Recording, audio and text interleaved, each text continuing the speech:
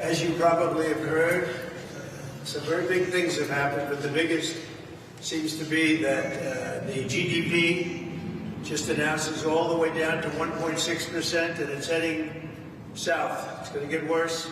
Gas prices in California were just also announced at $7.60. Gasoline is going way up. Energy costs are going way up. And the stock market is, in a sense, crashing. The numbers are very bad. This is Bidenomics. It's catching up with him. It's lucky that it's catching up before he leaves office as opposed to after he leaves office. But this is Bidenomics. It's destroying our country at the border, destroying our country with other countries. They no longer respect the United States. I think the dollar's in tremendous trouble in terms of currency. This is going to be the standard, and it's going to be the standard with me. With Biden, you're going to lose. The dollar is the standard. That'll be like losing the biggest war we've ever lost. And it's a shame, but it's all the way down to 1.6, and I'll tell you, nobody thought that would be possible, and it looks like it's heading down from there. So that's very bad news. This morning I met with great people, construction workers, some Teamsters, and other unions, and some not in unions, and we had a fantastic morning. You were there, some of the press was there. Great show of support. As you know, some tremendous polls came out over the last 24 hours where we're up in all of the swing states and up nationally. But one came out where we're down very little in New York. New York traditionally isn't won by Republicans anymore. It used to be 50 years ago, but not anymore. And I think we have a good chance of winning New York. We're going to give it a big play. We're going to the South Bronx to do a rally. We're going to be doing a rally at Madison Square Garden, we believe. We think we're signing Madison Square Garden to do it. We're going to have a big rally honoring the police and honoring the firemen and everybody, honoring a lot of people, including teachers, by the way. We're honoring teachers because teachers have been very badly maligned with some very poor leadership. But we'll be honoring the people that make New York work, and we'll be doing a number of large rallies. It'll be very exciting. But we think we have a real good chance of winning New York. And again, the swing states, we're leading in every one of them, and by a lot, not just by a little, by a lot. But the big news today, I think, is the 1.6%. When you look at 1.6 GDP, that's a number that nobody thought was possible. That's a real bad number. And it looks like the projections are heading in the wrong direction. And that's why the stock market's down so big today. So in the meantime, I'm at this trial. My constitutional rights have been taken away from me. But every single expert, every legal scholar, every respected scholar has said this is no case. There is no case here. This is just a political witch hunt. Thank you very much. How are you feeling about the Supreme Court argument, Mr. Trump? Are you ready to see the argument tonight? I think that the Supreme Court has a very important argument before it today. I would have loved to have been there, but this judge would not allow that to happen. I should be there, but he wouldn't allow it to happen. I think he puts himself above the Supreme Court, which is unfortunate, isn't it? But the argument on immunity is very important. The president has to have immunity. This has nothing to do with me. This has to do with a president in the future, for 100 years from now. If you don't have immunity, you're not going to do anything. You're going to become a ceremonial president. You're just going to be doing nothing. You're not going to take any of the risks, both good and bad. I mean, you're going to make some great decisions and save the country, and you're going to make some decisions which are unfortunate, but that's the way it is.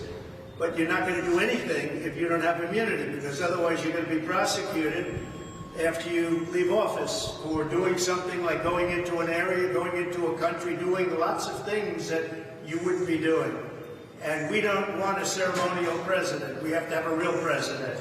And assuming you have the right person, that can make a big difference. You saw that for 4 years when I was president. We were respected all over the world. We had the best economy we've ever had. Everything was good. We had no wars. We defeated ISIS. We had no wars. We had no nothing. But we were respected all over the world. And now it's a disgrace. We also, by the way, had the single best border ever in recorded history of our country. We had the best border ever. We built 571 miles of wall. We were going to build 200 more miles, far more than I said we were going to build. But we had a country that was respected, and now we have a country that's a joke. It's being laughed at all over the world, and you have riots at all the universities. The only place that's locked down is this courthouse because they don't want any supporters here. They don't want MAGA here. They don't want anybody. And this thing is locked down like a buttoned-up vest, and it shouldn't be. If they did the same lockdown at Columbia, NYU, and the colleges and universities, you'd have no problem whatsoever. But there you can put tents up, you can stay as long as you want. But this courthouse is locked down. There's not a person within 5 blocks. They have more police here than, and I call them New York's finest because that's what they are. And they don't want to be doing this either. They like to be straightening out conditions, and they'd like to be at the colleges and making sure that they don't have what's happening, because what's happening at the colleges is a disgrace. All over the world, people are laughing at us. This is the worst run country right now, probably anywhere, just about. You don't get much worse. We have a president who's a disaster. We have a president who's the worst president in the history of our country. All you have to do is look at the millions of people coming in from prisons, from mental institutions and terrorists. They're coming in at levels we've never seen before. So I'm going to go in now and sit in front of a case, election interference. This is the way they think they're going to get elected. But I guess, based on what I'm looking at, it's driving up my poll numbers, not driving them down. Thank you very much. Okay, the former president there in a lengthy screed full of things which are factually incorrect or hyperbole or complete overstatements, saying the economy is the worst it's ever been, claiming that the stock market is crashing, which it is not. And we're going to bring in Daniel Dale for a fact check shortly, but just the sheer volume of false things there was, well, quite normal for the former president. Daniel joins us right now. Daniel, I mean, I don't even know where to begin. Yeah, that's a constant challenge, fact-checking Donald Trump, Anderson. Only Donald Trump could bring a crowd-sized lie to a criminal trial. He keeps saying this entire area is locked down. He said there's not a person within 5 blocks. That is categorically untrue. There is a designated protest zone right across the street at a park, literally right across the street from the courthouse. And the fact is that very few, just a handful of pro-Trump demonstrators have shown up. They're not being prevented from going there by police, as he claimed on social media the other day. He said a whole bunch of things about a whole bunch of topics. Tons of people from prisons and mental institutions flooding across the border. There's no evidence of that, and his own campaign has not been able to produce any evidence when I've repeatedly inquired.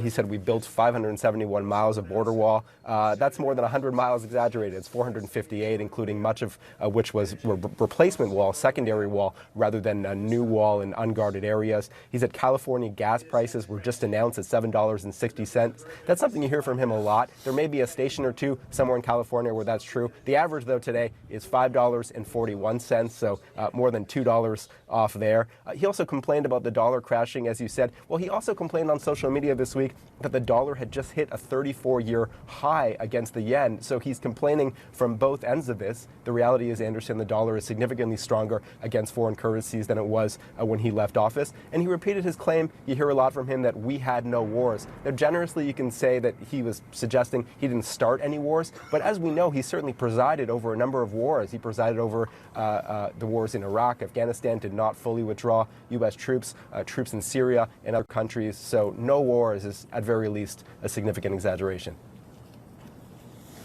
Yeah, the idea that this whole area, too, is locked down, that nobody can get in and out, is, it's not. I mean, as you said, it's just simply not the case. You can hail a cab, you can take an Uber. There were just some anti-Trump protesters blocking a street, and they were able to do that. I mean, so there's, if people wanted to come down and be supporting him, they could be.